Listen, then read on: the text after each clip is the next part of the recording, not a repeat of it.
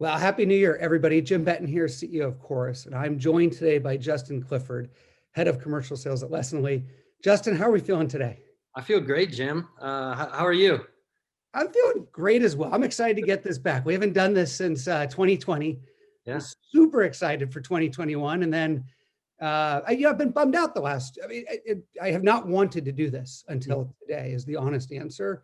sure, And this background represents just, I don't know, I felt immense pride yesterday, yeah, regardless of how everyone voted and all that stuff. It's just sure. amazing watching hope and just great leadership, in my opinion. And so I feel skipping the step, and I'm just super excited to, Justin, kind of get back at it and Yeah, have some fun. How about you? How did you watch the I did. festivities? It was an amazing 90 minutes. I got to sit on the couch next to my wife, which we probably wouldn't have done if we were in our offices. Yep. And felt the levity. It felt good, kind of turning the page. And I think that's pretty common in the world that we live in terms of a new quarter, a new month, a new year. But yesterday definitely held a new level of levity for me. I love it. I think as we talk today about coaching and adding the word leadership back, even just before we get in last night, I was pinging our team on Slack, just watching they had the Celebrate America Tom Hanks special last night. I don't know if did you see the music and Did, it was, didn't catch it. I found it to be very well done. It was inspiring, but just a lot of recognition for the frontline healthcare workers and the teachers and just so many groups that are so heavily impacted last year. And Totally. it just got me excited about sort of the concept of FKOs and or sales kickoffs they have coming up, and sort of the need to kind of recognize and inspire and kind of set a new tone for the new year. And I feel like all of us as sales leaders and business leaders have to go figure out how to make 2021 now Yeah. a new page, a new tone. Totally. Yeah, no, I totally agree. 2020 was rough, tumultuous at times, and I think we learned a lot. I think we learned a Yeah. lot about businesses and our emotions, but I think most importantly, we learned a lot about ourselves and each other. And I think now is the time that we've been able to expand those relationships a little bit and continue to build on them. Love it. Hey, Justin, real quick for the group, can you just share a little bit of Lessonly leading up, heading up corporate sales? What is the size of the, what does this look like as we jump into this coaching? Sure. So I work with a team that is comprised right now of 15 account executives. We Okay. work with on the commercial side. We work with companies that are up to 2,500 employees, and Lessonly is training software for frontline teams, sales and customer support teams. So these 15 individuals are kind of our guiding light to the commercial success of the team. How did 2020 end up for you guys? How was, getting through November, December? How did that work out? Well, so we are in a little bit of a staggered fiscal. So Okay. we are ending next week, which is exciting. And I think if you would have asked me where we were going to end up when middle of April, I would have said it probably would have been pretty bleak.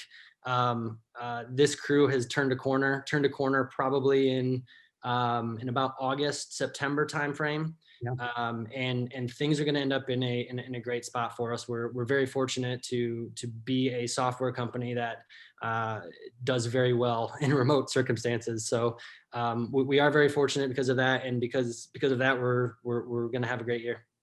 Well, I'm thrilled to hear it for your team, for your customers.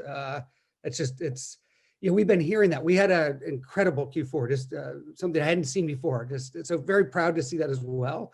And what we're hearing just from the VC community is just around, we all had those tough first halves, or different groups did, but that second half is really validating a massive product market fit for work from home in these different areas. And so why don't we talk about coaching? How do we help people be the best version of themselves?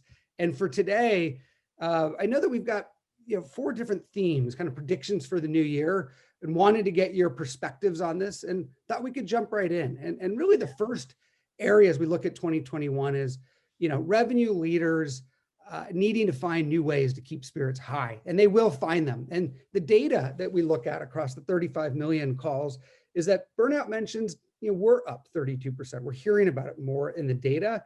So there's real work to be done here to keep it fun. And I want to get your thoughts. How are you thinking about this as we kind of enter a new year and we need to embrace this environment? Yeah. The way I'm thinking about it right now is that it needs to be done. I'm just really bad at it. It is not a good motion of mine. So I need help. So as people send their recommendations in, if you could just forward those on to me, that'd be great.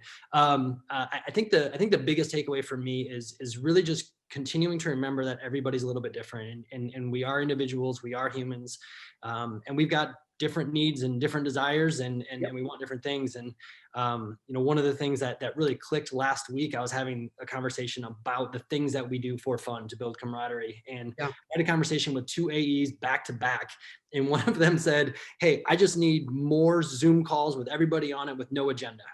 And the very next call was the exact opposite. "Hey, I need less no agenda Zoom meetings. I need fewer of those in my life." So just really understanding, what that spectrum looks like, how to meet people and provide the things that are going to keep them going, keep them motivated. I think there are a lot of ideas out there. There are a lot of articles. And for me, it's just really kind of corralling those things and being able to provide them on a regular clip, because we can't go to the restaurant next door our office right now and have margaritas and tacos like we used to. So finding new ways is certainly at the top of my mind. I feel like our ability to lead by example. So clearly, if you and I don't have high spirits, it's hard to have our teams have high spirits. And I think that just, all of us trying to figure out, I shared with you before we went on that, you and I were supposed to record this episode 2 weeks ago. And I didn't have, I just did not want to do this on January 7th. It was just, you didn't either. And it wasn't the spirit. Today, I've got remarkable spirit to go help these teams thrive. And I think that, how do you think, what do leaders need to do? What do you find yourself and some of your peers doing to bring that energy to help our teams thrive right now? Yeah, I think there are a couple of things that I've seen and that I'm trying to emulate. One of them is kind of keeping that long-term scope, right? Yeah. Let's worry about today together. Let's keep providing insight to what the future looks like, and creating some momentum around the future.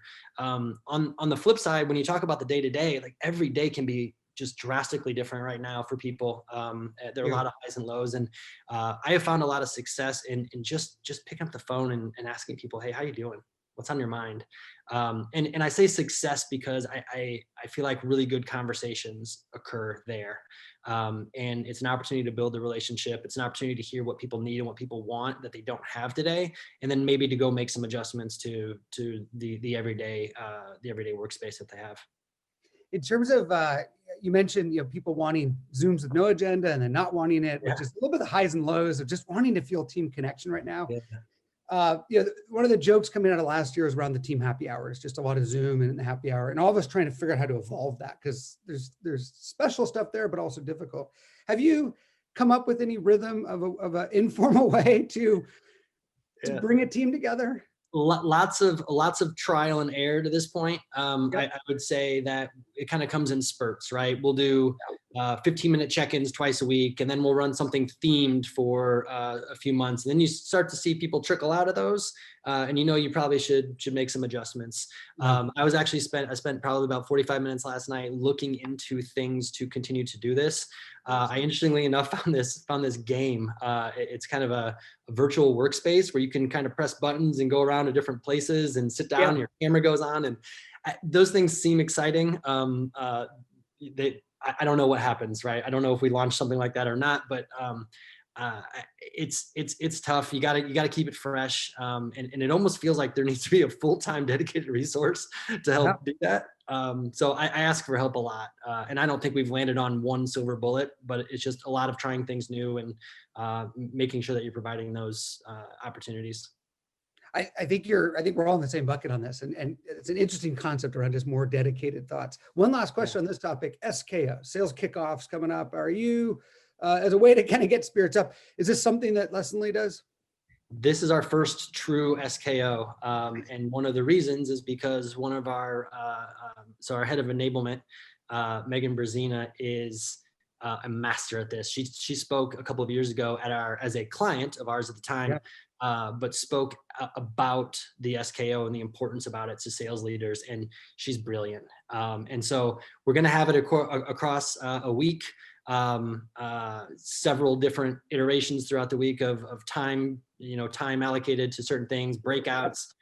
Really excited about it. So it's our first, but it's not Megan's first, so we're lucky. That's great. We've got ours coming up Feb 10. So similar thing, Okay. it's a week-long type Week activity. long? Yep. And Okay. it's run by our enablement, just a remarkable individual that we brought in last year. And Yeah. she's doing a terrific job and making it a company-wide event as well. So having different flavors, but yeah, I'm excited that we'll be in the group together. I've talked to Katie before, Yes. your enablement leader. She's pretty outstanding. So I'm sure it'll be great. I know she's been working hard on it. Very, very lucky, amazing team. Let's get into number 2, Justin. So one of the other key themes is revenue leaders are going to need to evolve team structures and work from home processes, especially as offices start to potentially reopen in some point in this year, ideally. And wanted to get your thoughts on, I think, 2 buckets here. How do we, last year work from home was kind of thrown on us and we were kind of making by as teams. This year, we're planning around it. We're building around it. It's the standard for how we have to work in the short term. And then we're going to deal with the office. I want to get your thoughts on the work from home. Anything more deliberate that we're doing? I think it ties into spirit, but as we just embrace work from home more, what are some of the best practices and ways that you're kind of infusing this into the culture that will probably last forever? Yeah. It's a great question, and I'd love to hear what Chorus is doing for sure. I think for us, it's kind of back to that individual perspective. Everybody needs something a little bit different. Some thrive working from home, some hate it, right? They need the day-to-day camaraderie, they get the energy. So really providing the space to continue to be autonomous in that sales role, right? Yeah. We are fortunately or unfortunately in a very public facing role to the rest of the company. When things are going well and when things aren't. So it's not like you can just hide at home, right? Yeah. So in those cases, we want to be able to bring people together on a regular basis. Lesson Lee's culture and camaraderie is huge, and it's been really tough to maintain that. So building that back up and giving those opportunities while at the same time making sure that people feel the flexibility to stay at home if they need to stay at home and work different hours if they need to work at different hours, but all in the theme of making sure that people are kind of filling their cup, if you will. I think that's right. We've clearly proven that everybody can work and be very productive in very flexible environments, which is just remarkable. But I was watching. I mentioned I was watching Ted Lasso just after the holidays. Apple TV show, which I think is one of the better coaching, in the spirit of coaching. The lessons that come out of it are remarkable. But the one observation I had was I got jealous about getting back in the office. I know I don't think you've seen Ted Lasso yet, but just seeing teams come together, enjoying the work, building people up. Clearly we can do it on Zoom and we're all doing it, but the fun aspect of just being with great people and teammates, I am looking forward to us figuring out how we mix that in. And I'm curious, when you think about the offices opening up, I think flexible is the key theme. Everyone's talking about flexibility, and we'll all be doing that. But do you see the office playing a bigger role when we get back? Or do you see the trend of, look, offices are, everyone's getting rid of them. We don't need them anymore. Where's your thought process on this? Yeah, the way I feel about it is just based on the conversations I have with the account executives who are incredibly, in most cases, very extroverted. They really get a lot of energy from being around each other. So I almost view the office as being kind of the community spot, the culture spot, the camaraderie spot, not as much as the work spot, which sounds kind of strange. It's a place you can do work, certainly, but it's a place where people are going to go to gather almost more than it is necessarily like I have to go there to do my job today. And that's really what really what our head of HR and people team is working on with our executive leadership, is really understanding how to kind of build that together. And I think it seems like everybody's got a lot of ideas, so there's no shortage of ideas. So it'll probably take a lot of trial and error to get there, but it's exciting to think about for sure. I think that's right. I saw Dropbox, similar concept, converting all their office spaces to conversation zones and collaboration groups only. I'm waiting to see. I think that I'm just as curious as everybody, and we're exploring different things. I am a fan of getting back in. I think about even myself. What do I want to be? Do I want to be sitting at home and doing this? And I think when the world opens back up and people are moving, I want to move again. I want to be with people. And I love that we'll have flexibility to work from home, and maybe the days are different, but I am hoping that we get together more than just for collaboration. I hope we can work together again, but we'll see. I'm open-minded. And I feel really strongly about visibility in leadership. And sometimes that just means walking the hall, right? To see that you are there running this company, running your company, and committed to the people. Like that FaceTime, that individual FaceTime, just to see those kind of things, I think is really important. So I think it could play a different role for different people as well, which will be interesting to see how that kind of hashes out. That's right. That's right. We're all walking the Slack halls right now. It's different. Yeah, right. I think it's about these hybrid playbooks. We're mastering work from home. It's just a lot of fun to walk the hall and talk to people and ask them, what did you think about last night? And I, that's the part that I think once we can do it again, I know I'll be kicked out of my house. And right. But let me jump into theme number 3 with you. So next kind of area is looking at how the most successful teams are going to be doubling down on skills coaching, especially when we're onboarding so many people in different sectors, a lot of growth. How do we do that? And we're seeing that, in Q4, coaching drops a little bit. We see a huge focus from a skills-based coaching, and we see this across the conversation intelligence spectrum. There's more focus on deals in Q4. Sure. Then it starts to ramp back up. We see it each year. But how are you thinking about coaching, and what are the skills that you really narrow in on their core to driving your team to be the best versions of themselves? Yeah, I love this topic. We've been working specifically on skills-related coaching for a year and a half, very specifically in a framework with our enablement team. And you mentioned like deal coaching, right? So we kind of break it out in coaching for performance, which is that deal coaching, and then skills-based coaching, which is coaching for development. And making sure, I think one of the reasons it doesn't happen a lot is because it's really hard to get started, right? You have to define what those characteristics or what those skills are. You have to communicate them. You have to be able to hire on them. You have to be able to start developing those coaching motions. So as people start to define those and measure them, really understanding what metrics that can help, that they can move by highlighting some of those skills. We've worked very specifically on 1 or 2 skills per quarter with an AE, rather than in informing the individualized coaching plans around that AE and what they need for those specific skills. Tie it to a metric, get a starting point for a benchmark, and see how we can drive it with our coaching. And that typically looks like, so we have a document right now that we use, that we work through, but also a regular weekly, at least a weekly cadence of coaching on those specific skills. And there are a variety of things that can mean, but that we are not focused on deals in that moment. We are focused on that skill and the plan that the AE has put together and presented. It's gone. Go ahead. No, it's gone so well that we are actually creating a product in Lessonly to emulate those things. We can get out of the spreadsheets, we can get out of the surveys that we do, and move that into Lessonly, which is going to be a big move towards really promoting skills for frontline teams. Love it. It's so critical. I mean, you work with, I'm sure, a lot of folks that are developing their careers, they're moving and growing. Justin, what are some of the skills that you found over the years? You've been at Lessonly for almost 5 years now, I believe, right? Is that right? Yeah, that's right. It'll be 5 years in June, I guess. That's awesome. That's just congrats on that.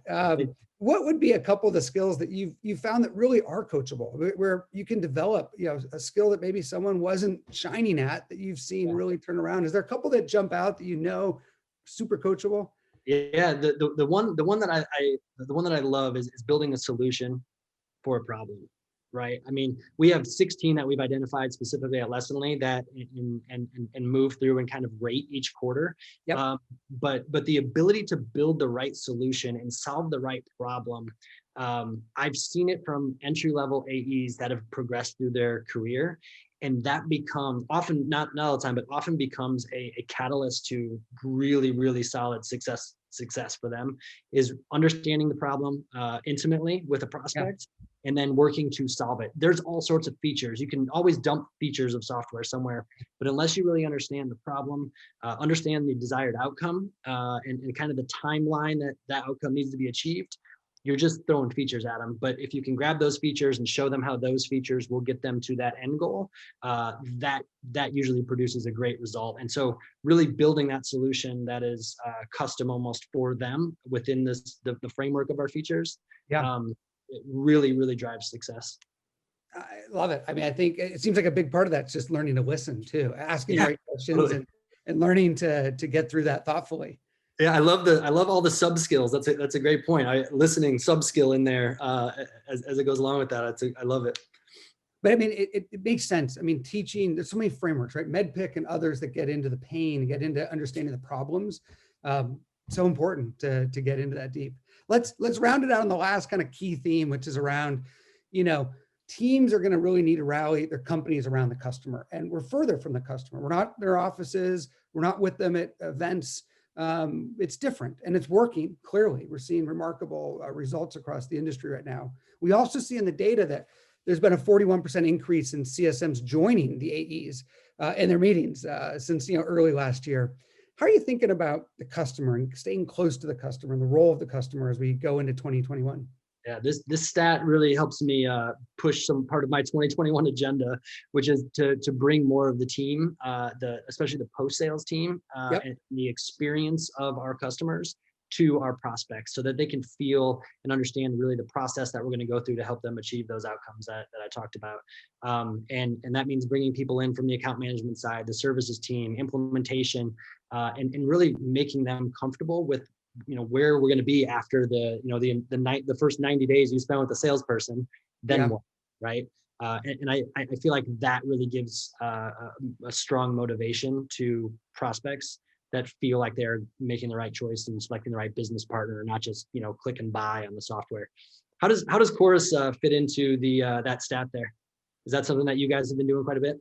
Big time. I mean, I think the first of all, it's easier, right? So with more people remote, both on the Chorus side and the customer side, there's just more people in the meetings. I mean, we were looking at an 86% increase in execs joining meetings on the buying side. So we're just finding that more people are involved. You're getting the CSM brought in earlier. You're getting solutions engineers brought in, and so that's a big part of our play, and just making sure that we're deeply understanding people and helping them Right. achieve value.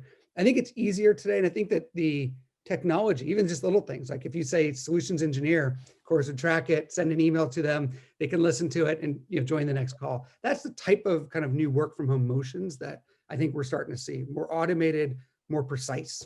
Right. No, I love that, and glad that you're seeing that. I feel it, and I'm really ecstatic about the fact that you have data to support the movement.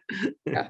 I think that going back to that first stat and kind of combining it to the customer, the spirit, how do we get that same spirit with the customer? How do we have fun with our customers? How do we get to know them beyond just the slides and the work that we're doing? I think that we're all working through that. And we've been testing far more interactive events, getting people together, more breakout rooms, drinking wine, doing things like that. And we've been seeing good success with just trying to do things differently to get the human side Yep. of people talking and enjoying and laughing. I think the biggest thing I want to track is just smiles and laughter.